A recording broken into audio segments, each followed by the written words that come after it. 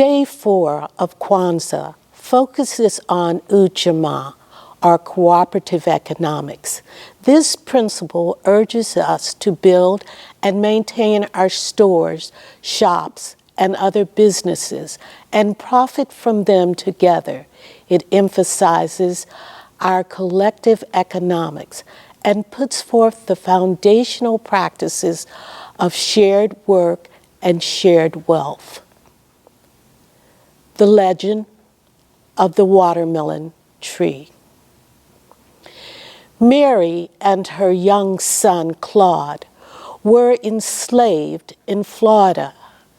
Mary was a cook on a very large plantation, but she felt she was fortunate because her mistress allowed her to keep her young son in the kitchen as she worked. By the time Claude was 4 years old, he could mix the lightest and most delicious batter for biscuits and pie dough. Mary knew he had a gift for cooking, and she knew when he grew up, he would be a famous cook. Now, Mary, like so many of the other enslaved persons on that plantation, had many other duties. Several times a week, she filled buckets with scraps of food for old Uncle Turner to feed the pigs. Sometimes she would hold back small pieces of watermelon to give her son. She had to be very careful, though. If anyone caught her, she could be severely punished, and Claude could be sold away. So she only did it every now and then. One day, she gave Claude 2 pieces of watermelon, and she warned him to be very careful. She told him to go into the woods and go to the little hill where the grass grew tall, and when he would sit down, the grass would hide him. Claude made his way cautiously up to the little hill, and he sat down, and sure enough, the grass hid him. He was just about to eat a piece of his watermelon when suddenly he heard rustling behind him. He quickly hid his piece of watermelon and waited to see who or what was coming out of the bush. Much to his surprise, it was an old woman. Now, Claude had been taught to be respectful to his elders, and he said, "Good day to you." And the old woman smiled at the little boy and said, "You mind if I sit down a spell?" Claude moved over, and the old woman sat down. When she was settled, Claude reached back and pulled out his 2 pieces of watermelon, and he asked the old woman if she would like a piece. She smiled and said, "Thank you, child. It's kind of you to share your watermelon with me." "Oh," said Claude, "my mama's the cook down at that plantation, and sometimes she gives me scraps of food." They sat there and ate in silence. And it seemed to Claude, the more he ate, the more he had. He ate and he ate until he was as full as a tick. When the old woman had finished, he buried their seeds and their rime, and he smoothed out the ground so it didn't look as though it had been disturbed. Then Claude leaned back and he looked out at the bright blue sky. His eyes got heavy and he fell off to sleep. The old woman watched him sleep for a few minutes, and then she laid her hands upon him and said, "From this day forward, this child will have the gift of the watermelon tree." and he alone will be the only one who can see it, and he will share the fruit of that tree with one and all. And he will also have a green thumb, and everything that he grows will thrive. Now Claude was asleep, but he heard every word she said, and those words buried themselves deep into his mind as he went deeper into sleep. The old woman stood, and she looked down at the sleeping boy. She smiled, and she faded into the mist. Claude woke with a start. An owl was hooting.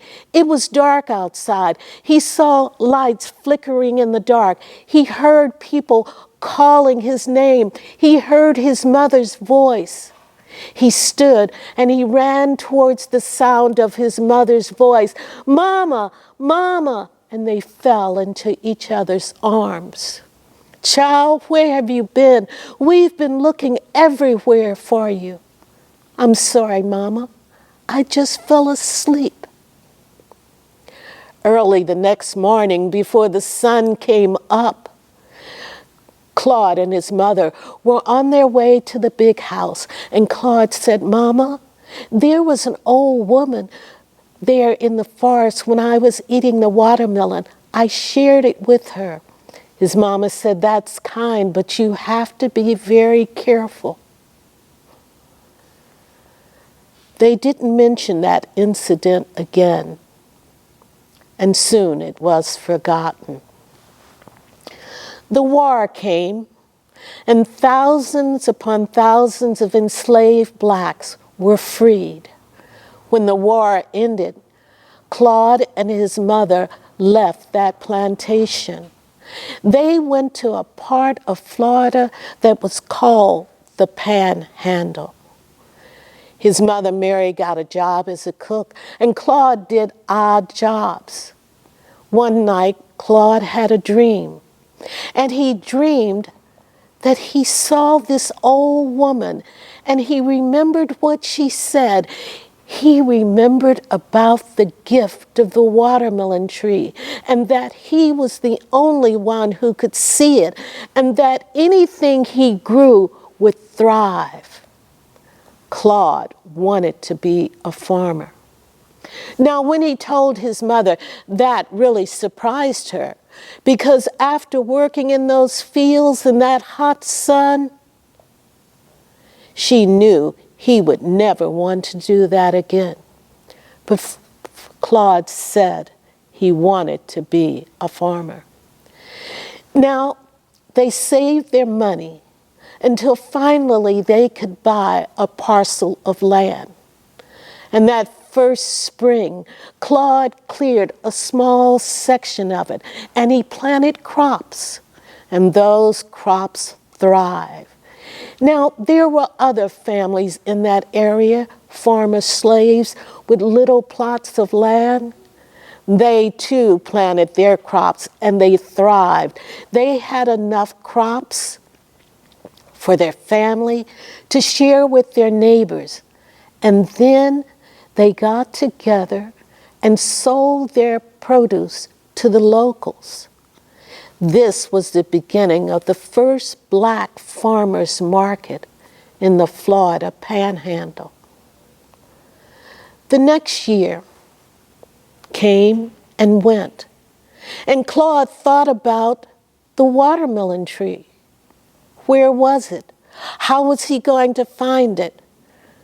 One day, he was doing an odd job, and he stopped and got a drink of water. When he turned around, there was that old woman. She looked the same as she did many years ago, and she said in a quiet voice, "Patience, patience. The watermelon tree will come." And with that, she was gone.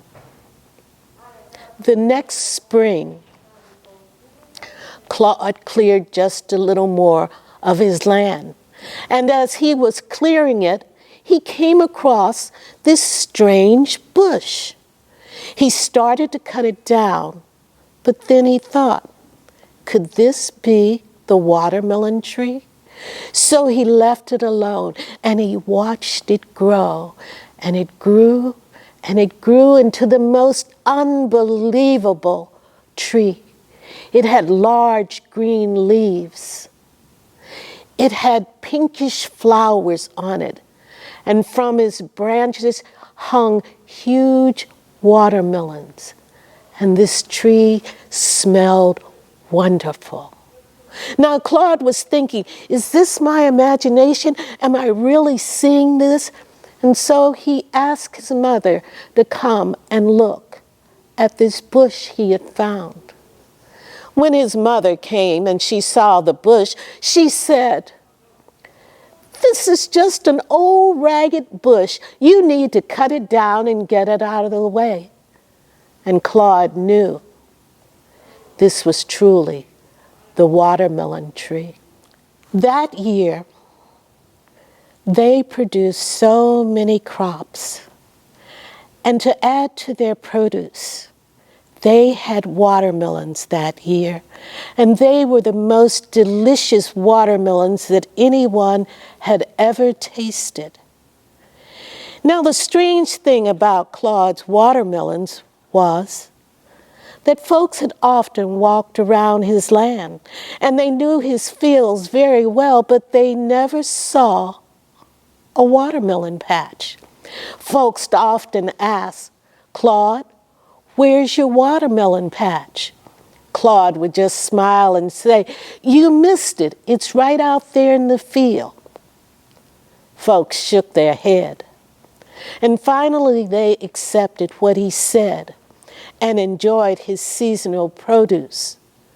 But they knew his watermelon patch was somewhere in the woods, hidden.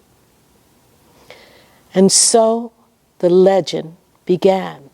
Folks searched far and wide for Claude's watermelon patch in the woods. They looked high, they looked low, but they couldn't find it. And then someone said, "You know, we're looking for the wrong things. It's probably a bush. Have you ever tasted watermelons that taste like this? It grows on a bush." And so folks started looking for a watermelon bush. They looked high, they looked low, they looked far, they looked wide, but they couldn't find a watermelon bush. And then folks thought, well, maybe it's not a bush. And someone came up with the idea, it's got to be a tree. And folks started looking for Claude's legendary watermelon tree. They looked high, they looked low, they looked far, they looked wide, but they never found it. And to this very day, folks are still in the Florida Panhandle looking for the legendary watermelon tree. And you know, although it was never discovered, Claude's charity with his watermelons, how he shared with one and all, became even more legendary than that watermelon tree.